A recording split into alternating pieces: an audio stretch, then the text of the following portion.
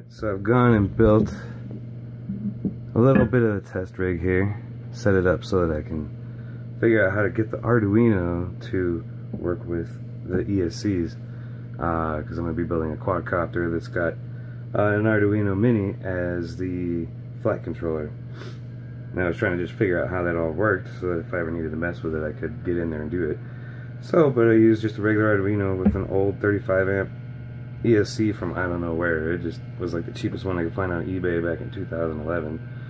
And then this is just a dead hard drive.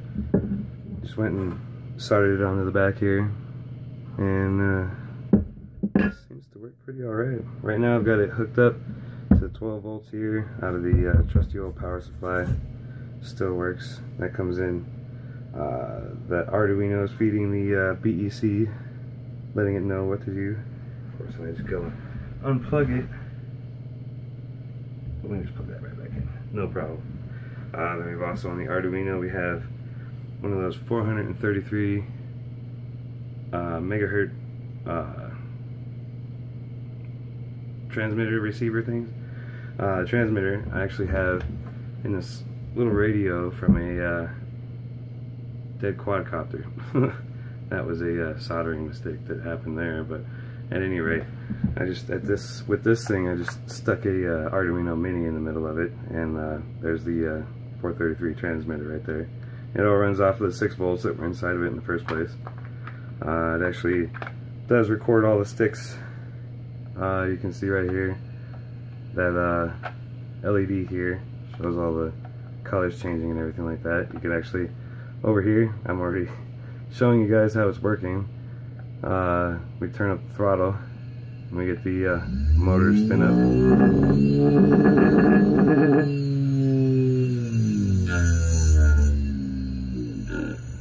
Gets up there pretty good, but it's not like it's got any super torque. It just spins forever. And it took a while to figure out like where the bottom was and where the top was on the throttle. Apparently this ESC likes pulses between 650 microseconds and 1950 microseconds, 1950 microseconds. But once you figure that out, it works pretty good. I don't know if you can hear it at that point, but got full throttle going here. Put it on the table, you can hear it vibrating pretty good.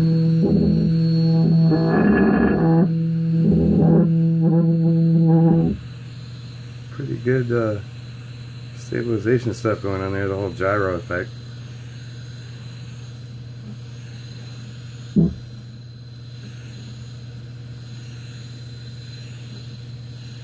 Pretty fun.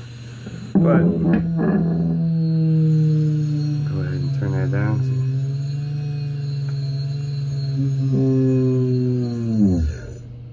As far as the code goes for the LED, all it was, this one was for your green and this one is for your blue,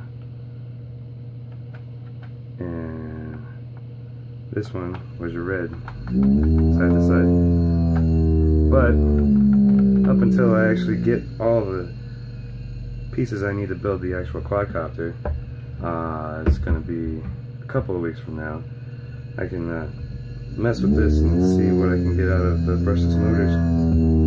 Actually, on that quadcopter, the brushless motor is going to be the last thing I get. First thing I'm going to end up getting, I actually have the frame. Let me go grab that real quick. Got ourselves this bad boy right here, and then we've got 4. I don't know how you say it, but they're spelled L-E-T-O-D-A-R, Leitodar. I don't know, but they're gold and they're going to be pretty on this thing.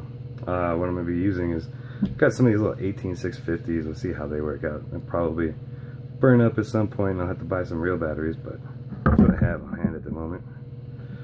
But this is going to be kind of the setup here. I'm not going to use an actual Uno on this thing.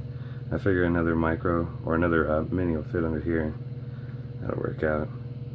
But back to the hard drive thing here. I was just doing this to figure out the microseconds on this thing. Like I said, it likes a pulse that's got 2,000 milliseconds off time, and then anywhere between 650 and 1950 milliseconds on time.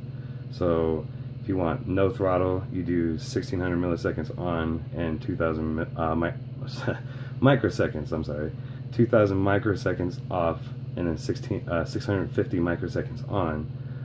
Then you go, if you want full throttle, you'll want to do 1950 microseconds on, 2000 microseconds off. That way, that will actually get you the whole full throttle business. It could be different on different ESCs. I'll have to wait until those come in to actually find out. I might make a video just to show that off a bit. But at this point, all I'm up for doing is just playing with this thing for a minute.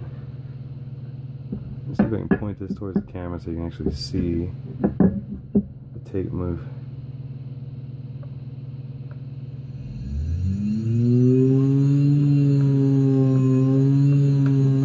If anybody's interested in the code, I've got that. It's not real hard at all either. It's just a basic if and then an else if after that, which detects which keeps track of the state of the pulse width signal going into the BEC. But if you're interested in that, I can go ahead and post that. At any rate, that was that.